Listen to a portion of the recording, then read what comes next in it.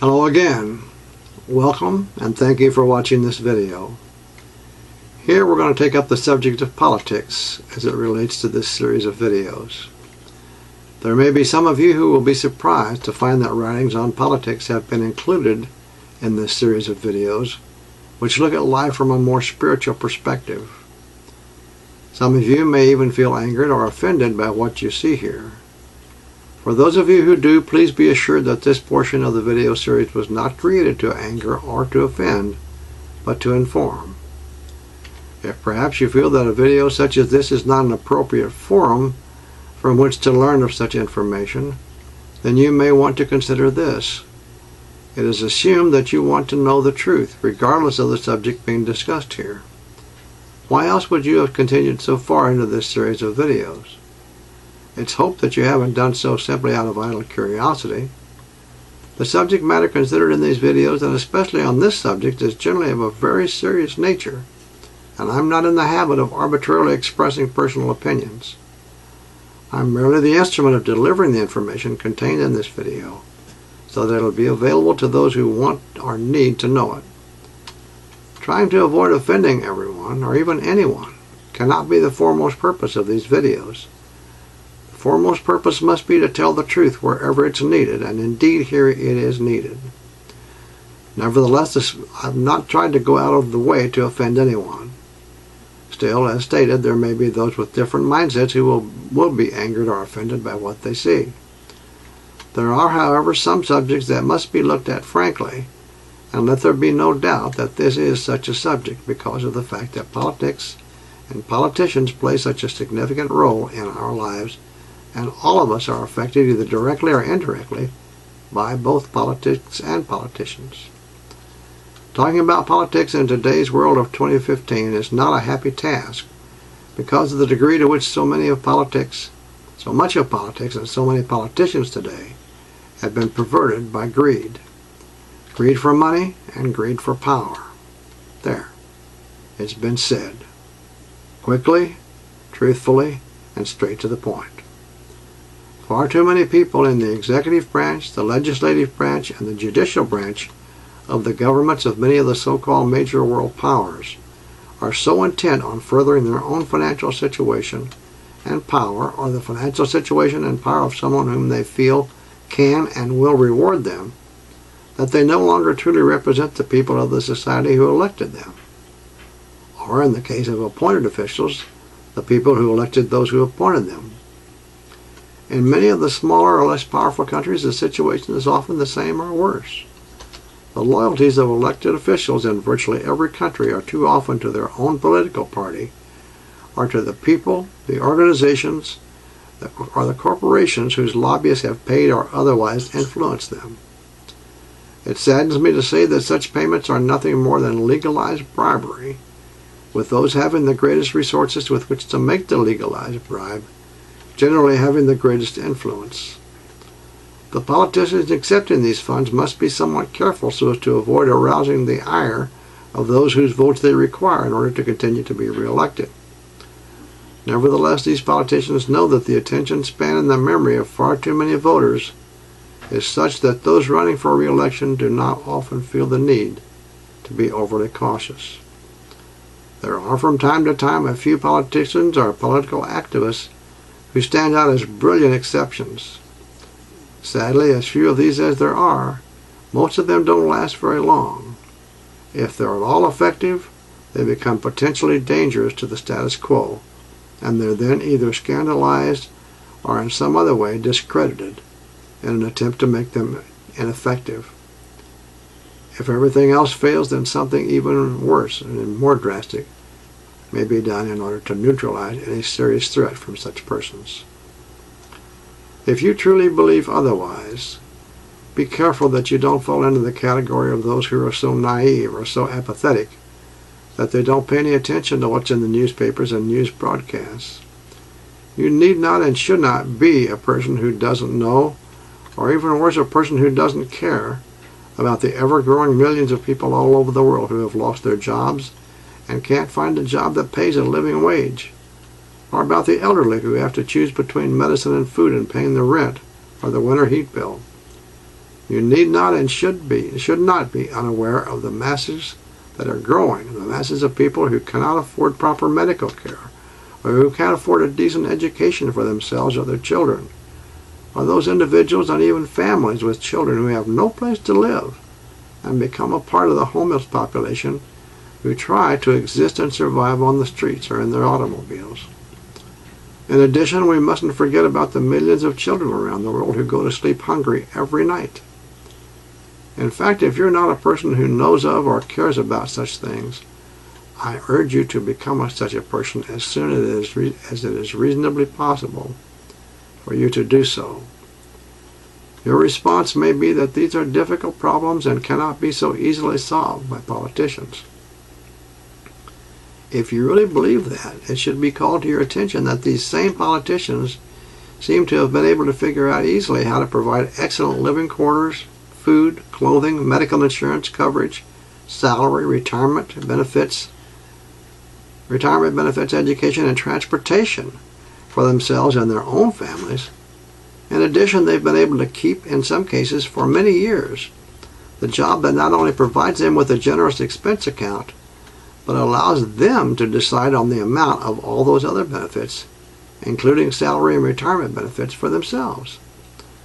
If they would only apply the same ingenuity and energy to solving these same problems for those who elected them and who put their trust in them, you can rest assured that these problems could and would soon be solved. Perhaps other examples should also be pointed out.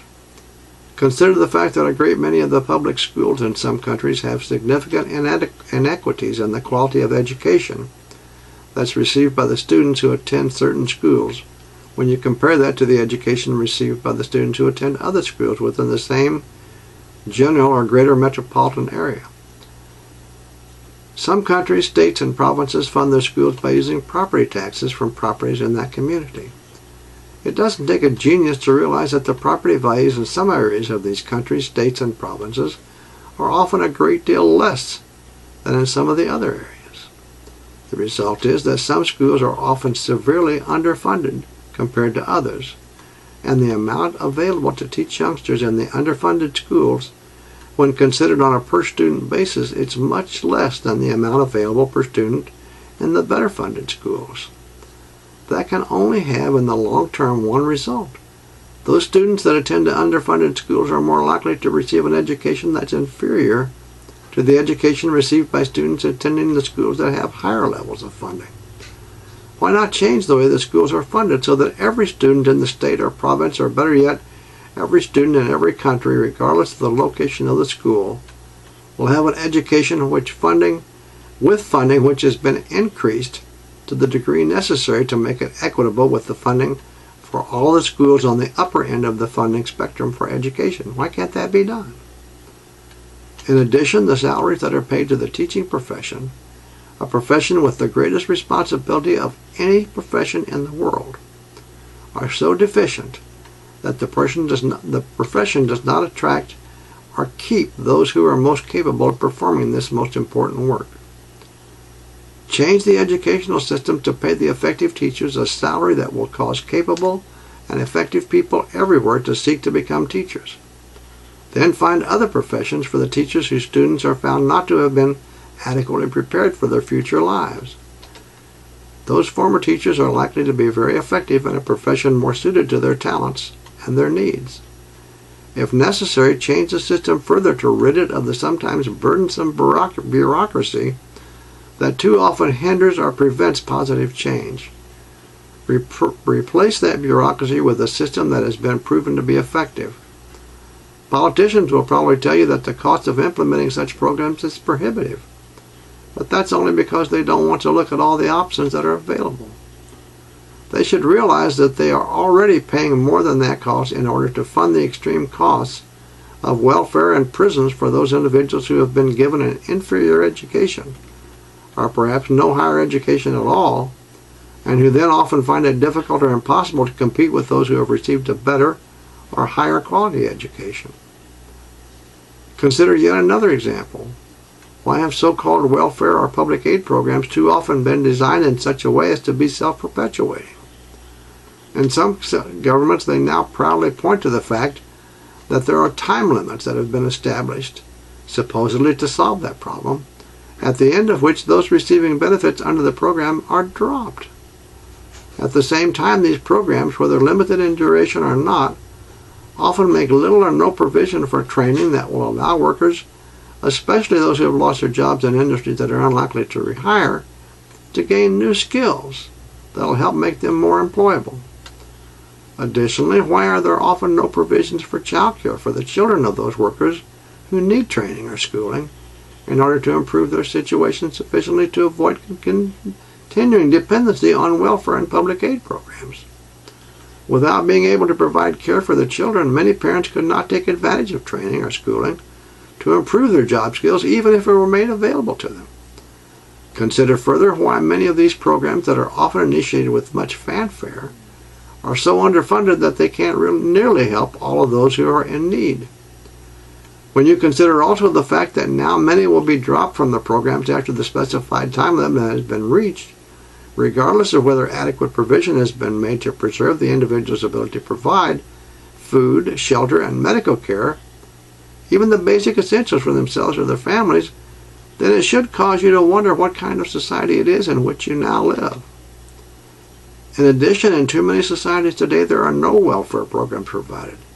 And where there are such programs, people are often, as already stated, simply removed from the welfare rolls after a certain period of time, whether or not they've been provided with the training that they need to make them employable, so that they can rejoin the workforce with a living wage and become a part of the self-supporting segment of their society, a part of society to which the vast majority of persons want very much to belong. Let's also consider the matter of a college education. Why are colleges and universities so expensive in some societies? They're so costly to attend that for many who are well qualified, there may be little hope of ever attaining the education that they want so very much. Why not make an education available to every person who could benefit from it? The society as a whole would derive a tremendous long-term benefit and be uplifted significantly. Does it make more sense to leave everyone to fend for themselves and then have to pay the much more expensive cost of welfare or prosecution and prison for those who were, for whatever reason, unable to compete and therefore felt that they had no reasonable choice except accept welfare or to break the law in an attempt to provide for themselves or their families? I think not. And regarding to the students, the only alternative left for many of them today is student loans, and that system is set up to put them in debt for most of their lives, for a great part of their lives. These things are wrong. The answers or lack of answers to many of these questions and these problems make a sad commentary on our world today. Many informed people would be tempted to say that far too many societies in today's world seem much closer to being run like oligarchies than is reasonable for societies that are being described or call themselves true democracies. Note that if there is significant unemployment, then that creates great competition for jobs. Wages are lower, employees are afraid to complain or even to hope for a reasonable increase in salary unless they're among the very top executives who have, statistically, had the size of their salaries continue to increase far greater proportionally than that of their employees. Their executive salaries have now grown to the point that in the United States they're more than 430 times that of the average employee at this writing. This difference is far greater than the same measurement between executives and average employees in other industrialized countries. Nevertheless, if the corporate structure in most countries or societies had its way, there would be an ongoing employer's market, to put it mildly. Why do you think that the stock market in some countries often drops when unemployment figures drop? This was true in the United States prior to the worldwide financial crisis of 2008, and I've seen it true more recently. One would think that this would be good news when unemployment drops. Note additionally that if there are large segments of the population who can be made to be perceived as being too lazy to work, always wanting handouts and on so-called welfare programs for generation after generation, then because of that perception, it's very easy to keep the rest of the population angry with that particular segment of society. That anger is less likely, therefore, to be directed toward those relatively few persons who actually do exercise a significantly disproportionate amount of influence, yes, and even control over the society, although this doesn't necessarily always refer to only to the politicians. It also helps those in power when the workplace evolves as it has today due to downsizing, outsourcing, etc., to the point that those who are still working are not doing the work that 2 or 3 used to do, and are therefore so busy and so concerned about their own jobs and their own problems, they don't have the time to think about what's really happening to their society or why it's happening. When people are well informed and well educated, however, it's not always so easy to divert their attention or manipulate their thinking and their opinions. Does it surprise you, therefore, that higher education is so expensive and difficult for many to obtain? Are your eyes beginning to open just a bit? Once steps have been taken to correct these very serious problems, there might not be as much wealth or power to go around for all those who crave it. But those in the rest of the population will certainly be able to get by much better than they do today. If you're not familiar with the nature of far too many of the politicians of today, or anyone else with power, then start paying attention to what they do instead of what they say. It could open your eyes even more. The systems of some of the world's governments have become so corrupt. Consider the Abramoff scandal that took place a number of years ago in the United States. And of course, there continue to be other scandals. It's so corrupt that those politicians who truly care about their society and the people in it too often either resign in disgust or refuse to run for re-election after discovering how futile it is to try to make decent reform, when those who are likely to lose wealth and power as a result of such reform are the ones who are in control of that decision-making process. Such reform is also made more difficult when ownership of the very influential news media continues to move in the direction of being more and more concentrated in the hands of those who have the most to lose by reform. Reform of the kind that's so greatly needed. One additional point needs to be made here. Over the years, there have been men who have made so much wealth by investing in their country's stock markets that they are among the wealthiest persons in that country and probably among the wealthiest persons in the world. Many made millions, some made many millions, and a few actually made billions over the last few years, the last several years. This is wealth over and above that which they already had, just within that period of years. The individual people involved are not the issue. A society built around values that allows such scenarios to take place and to continue over time, while so many others in the same society are unable to obtain even the bare necessities of life. That's the serious issue involved here. Although some changes have come and will continue to come, when you consider the past record, such persons are still very much around. Those who are the ones gaining the most from things.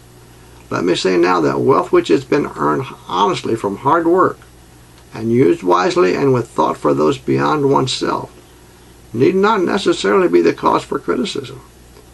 That's not the primary concern of a speaker at this writing, at the time of these videos.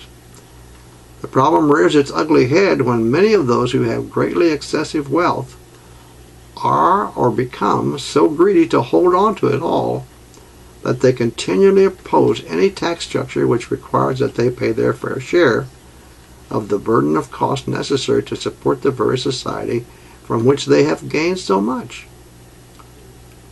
Additionally, if you really care to better understand the motives of those who continually demand and several years ago received significant tax cuts, then just pay close attention to the percentage of reduction in the capital gains tax and stock dividends, both of which directly affect earnings made in the stock market.